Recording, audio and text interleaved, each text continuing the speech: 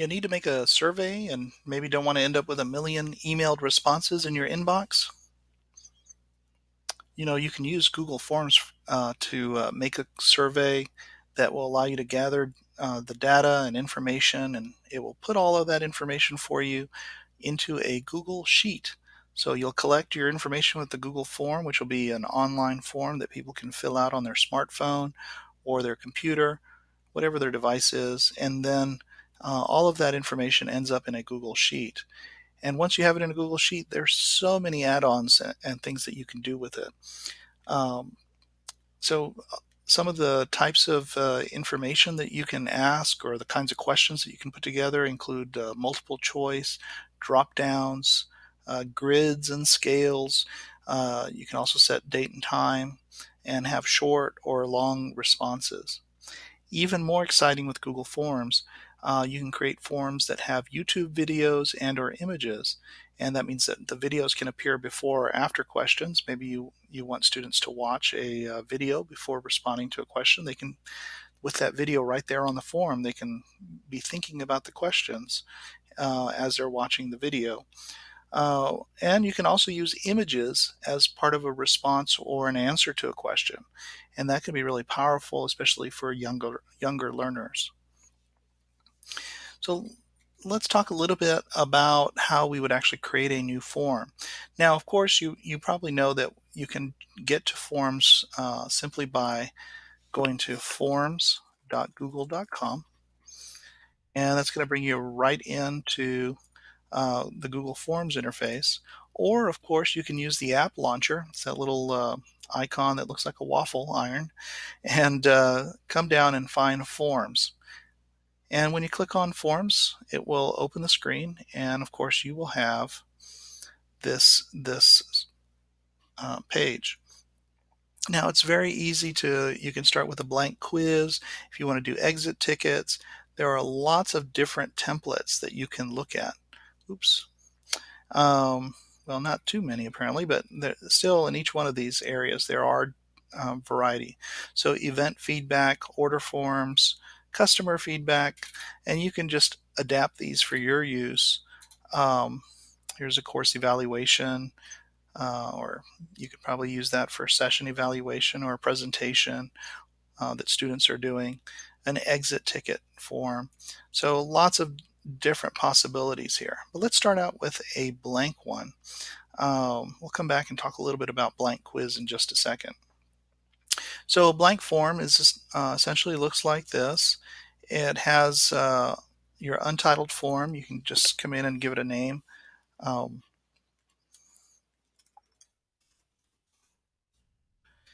and so if you look at lunch choices, please let me know what your lunch options should be. And so um, I'm just going to quickly come in and notice that with day one, I can do multiple choice. And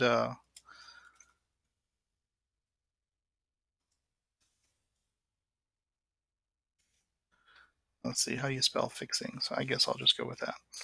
And you can just add additional options.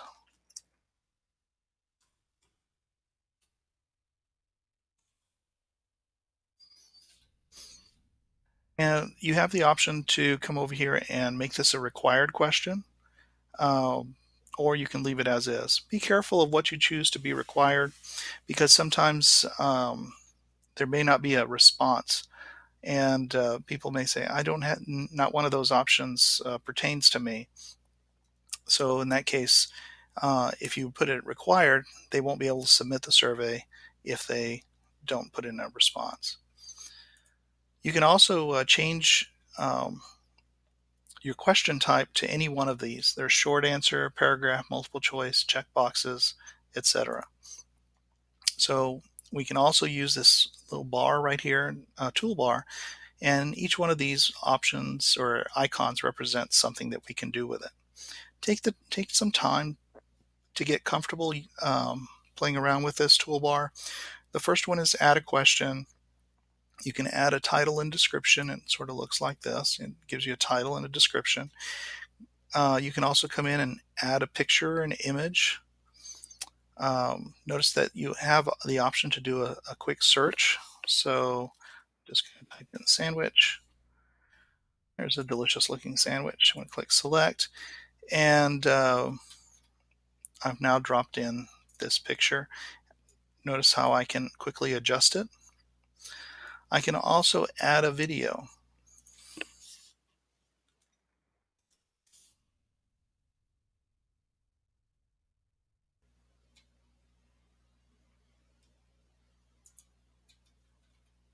And I've selected a Pizza Hut video, and, and it's dropped that right in.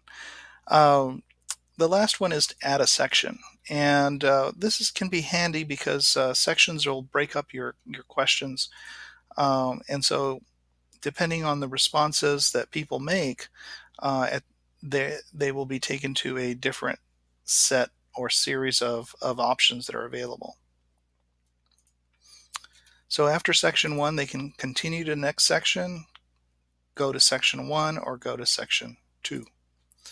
And section 2 is right here. So you can sort of break up your questions and do quite a bit with that. Let me go ahead and just quickly get rid of some of these.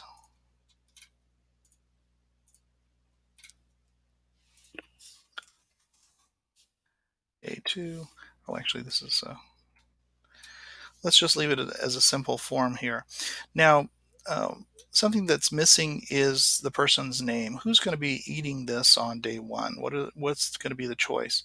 So we need to collect their information. The easiest way to do this, and I recommend that you do this with your surveys, unless they're anonymous, is to just type in first name. Notice how it changed automatically when I typed in first name to a short answer. You didn't make a mistake. It was trying to be smart and help us out. And so it's done that. So there we go. Now, one of the options when you type in email is that it says enable email collection settings. And this can be handy because it will ask um, it will automatically collect emails, but that means that people have to log in. Sometimes we create these forms for other people, and um, they they are going to be putting their information in, but I don't want them to necessarily log in to the school district's domain or anything like that. So an audience example would be parents. They don't have email accounts to the school district, but I still want to get their contact information. So now that I've added lunch choices, I have first name, last name, email, and then some choices here. And I think I have an unnecessary section here, so I'm just going to remove it. I'm ready to sort of customize the look of this. I notice it still says untitled form, but I'm going to click up there and it's going to pull in this title, lunch choices, straight into that. I can also come over here to the right hand side and customize the theme. It's going to allow me to either choose different colors, or I can choose an image. And there are a lot of different choices for images available. So if I look for food and dining,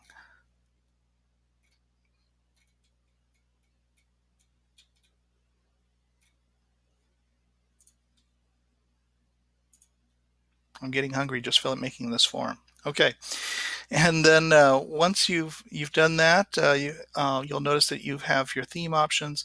There's a little gear here that says settings. If I click on that, this is where I can turn on email address collection.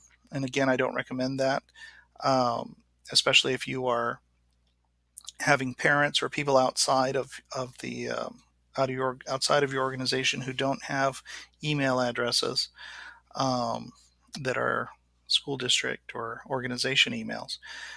You can also require sign in.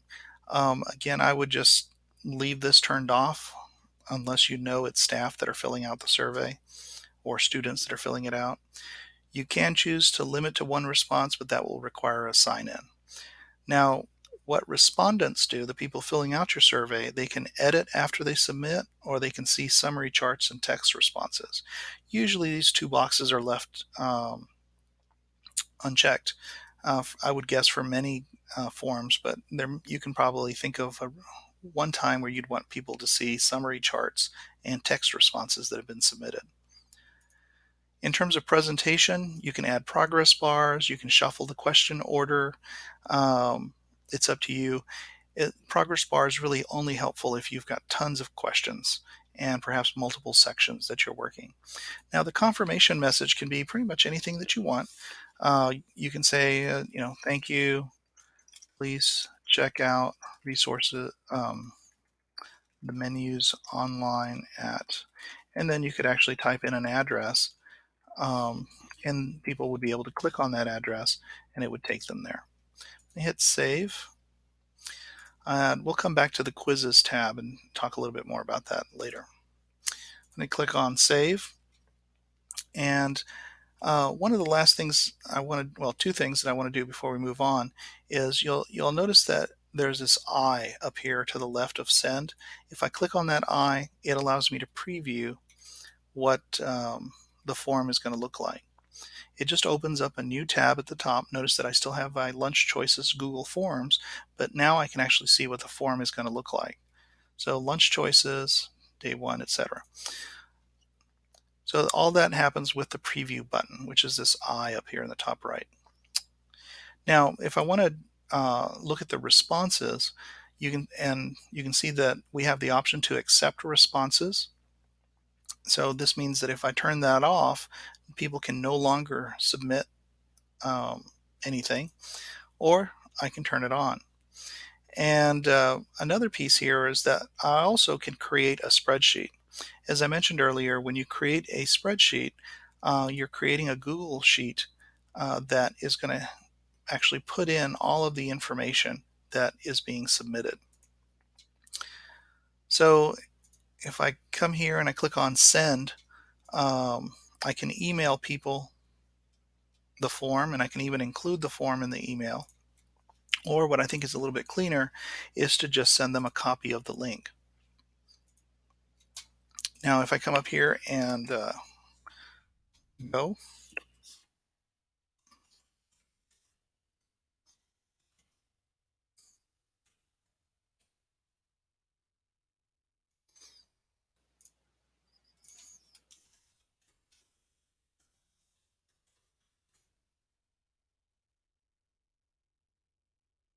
I now have submitted two forms, and if I come over to my responses, you can see that they have popped right up into my Google Sheet and my responses. Now, what's really neat is that I can, in the Google Sheet, I can show a summary of responses, and it will show me a summary. It's not very exciting here because it's just me filling it out, but you can see that you're going to get some simple graphs. Now, if you look at your form, if you look at your Google form, it also provides you access to this summary chart. So whether you're in the Google form or looking at the spreadsheet, you're able to see a summary of responses. And this is great information, especially when you're working on it in a classroom setting.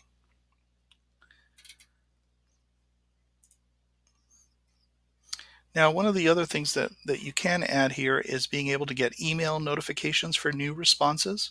So if you come here and you say, I want to get email, that means that anytime a form is submitted, let's go ahead and do that.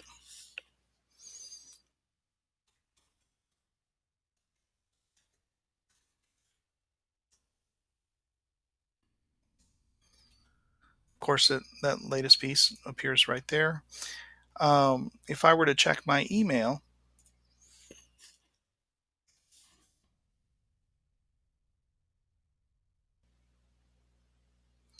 my expectation is that in a while I will probably get a summary email or some kind of email that says, hey, you've had a form filled out.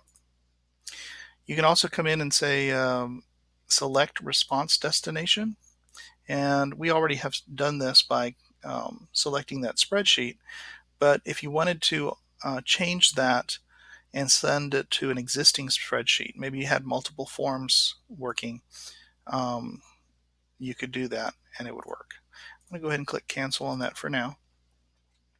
I also have the option to download responses as a CSV file. If you're not familiar with CSV files, it's essentially the same thing that you can do in Google Sheets, where you go to File, Download, comma separated values, or CSV. This is something that's usually used when you're working with, oops, there we go, when you're working with databases or database systems, and you need a quick way to import information into another system. It is saved as a CSV. Then you can print all responses or delete all responses. We're not going to do the delete option, but if we hit print, when I click on print, you can see that it's going to give me the different people that have filled out this form. And if it fits on one page, it's going to show those to me. So this is a very nice way to just quickly get a paper copy of all the information that's been submitted or provided via form. There are other ways to accomplish that using things like using add-ons like Autocrat, which you can use under Get Add-ons for Google Sheets, but that's really beyond the scope of this particular video. Okay, let's talk a little bit about creating a quiz. Now, if I come over to forms.google.com, I can create a quiz. I just create a blank quiz. And what creating a blank quiz does is it essentially, of course, we could take a tour, but we'll skip it. What's nice about the blank quiz is that when you decide that something is a quiz, you say, you go to the settings and it says quizzes, make this a quiz. You'll be able to come in and make an adjustment to what's called the answer key, which is right here on the quiz. And when you have the answer key, you'll be able to choose which option is the correct answer and add answer feedback. For incorrect answers, you can put whatever you like. And then correct answers,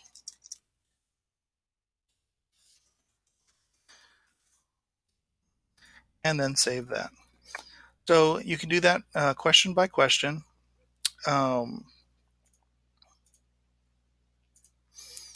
And notice that, I don't know if you saw that, but I was trying to edit the question or the answers, and I wasn't able to do that because I was not in edit mode. I was in answer key mode. So if I click edit question, I can come back and say,